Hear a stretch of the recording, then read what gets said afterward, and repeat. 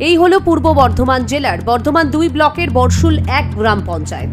আর এই পঞ্চায়েত অফিসের পাশেই ডেঙ্গির আতুরঘর। আবর্জনায় ভরা পুকুর থেকে বের হচ্ছে দুর্গন্ধ। সব দেখে শুনেও নীরব প্রধান। ডেঙ্গু নিয়ে আমাদের ভিআরপিরা আছে, তাদেরকে প্রত্যেকদিন বাড়ি বাড়ি সার্ভে করে এবং যেসব খালি পাত্রে জল বা ডাবের জল থাকে তারা ফেলে আসে। আর সপ্তাহে 2 দিন করে বাড়ি বাড়িতে ড্রেন নর্দমা জল স্প্রে করা হয়। ডেঙ্গি নিয়ে উদ্বেগ প্রকাশ করেছে রাজ্য সরকার। ডেঙ্গি রুখতে লক্ষ লক্ষ কোটি কোটি টাকা খরচ করা হচ্ছে। প্রচারের পাশাপাশি ডেঙ্গির লাভা নষ্ট করতে চুন, ব্লিচিং পাউডার, গাপ্পি মাছ ব্যবহার করা হচ্ছে। নিয়মিত পরিষ্কার পরিচ্ছন্নতার জন্য পঞ্চায়েতে নিয়োগ করা হয়েছে কর্মী।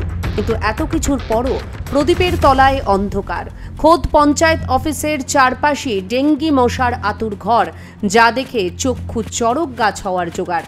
রাজ্য জেলা প্রশাসনের নির্দেশ মতো ভিআরপি ও ভিএসটি টিমে কর্মীও নিয়োগ করা হয়েছে। ভিআরপি ও ভিএসটি কর্মীদের কাজ হলো গ্রামের সকলের বাড়ি বাড়ি গিয়ে ডেঙ্গি বিষয়ে সচেতন করার পাশাপাশি দীর্ঘদিন কোনো পাত্রে জল জমে থাকলে তা ফেলে দিয়ে পরিষ্কারও করা, তাও তারা করেন।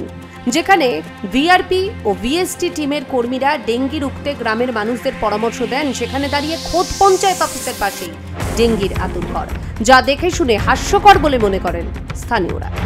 তাহলে ভিআরপি ও ভিএসটি কর্মীরা কি কাজ করছে, এই নিয়ে উঠছে প্রশ্ন।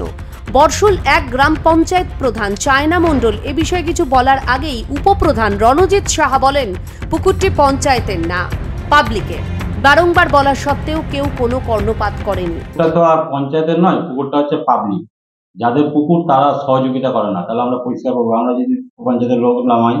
তিনি জানান, আগামী জানুয়ারি মাসে তারা পঞ্চায়েতের পক্ষ থেকে পুকুরের চারদিক ঘিরে দেবেন, যাতে কোনো নোংরা আবর্জনা কেউ ফেলতে না পারে। বর্ধমান 2 ব্লক আধিকারিক দিব্যজ্যোতি দাস বলেন, বিষয়টি বর্ষুল 1 পঞ্চায়েত প্রধানকে জানানো হবে। পঞ্চায়েত অফিসের পাশে এই অবস্থা কেন নজরে এলো, আমরা পঞ্চায়েতে এটা জানাবো যে ঘটনা একটা অফিসের মধ্যে কেন ঘটে আছে। আমরা পঞ্চায়েতের বর্ষুল 1 পঞ্চায়েতের সঙ্গে বিষয়টা।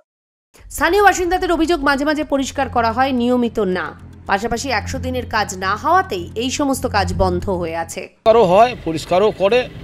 পরিষ্কারও হয়, তারপরে আবার এই উড়ে যখনই আবার পড়ে তখন আবার সেটাকে সংস্কার করা হয়।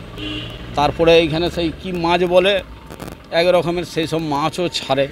গ্রামবাসীদের সচেতন করার আগে পঞ্চায়েতের সচেতন হওয়া উচিত বলে মত গ্রামবাসীদের। পঞ্চায়েত সামনে রয়েছে, এখানে যা করবে পঞ্চায়েত করবে, পঞ্চায়েতের লোকেরা করবে। আমরা তো ভাই বাসিন্দার এখানকার, আমরা কি বলবো? কবে সচেতন হবে পঞ্চায়েত ও স্থানীয় প্রশাসন, সেদিকেই তাকিয়ে গ্রামের মানুষগুলো। পূর্ব বর্ধমান থেকে সঞ্জিত কুরির রিপোর্ট, এক্সপ্রেস নিউজ।